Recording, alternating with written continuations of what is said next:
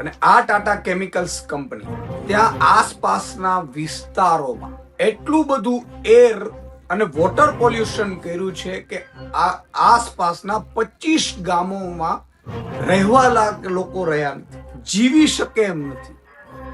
અને આના માટે એક મજબૂત મનોબળવાળા પ્રકૃતિ પ્રેમી, પર્યાવરણ પ્રેમી દેવરામભાઈ ચારણ છેલ્લા 10 વર્ષથી વધુથી લડત ચલાવે.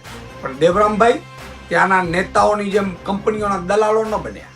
દેવરામભાઈએ ત્યાંના નેતાઓની જેમ કંપનીઓના કોન્ટ્રાક્ટર ન બન્યા.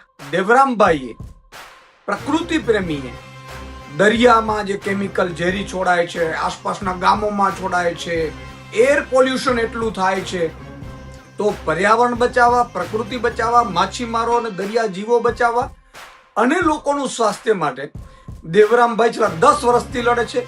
4 મહિના પહેલા જીપીસીબીના અધિકારીઓ સાથે પોતે દરિયામાં ઉતરતા હતા. એનો વિડીયો આપણે જોયો હશે. અને કેટલું ગંદકી છે, કેટલું કાદવ છે, કેટલું કેમિકલ છે એમણે સાબિત કર્યું.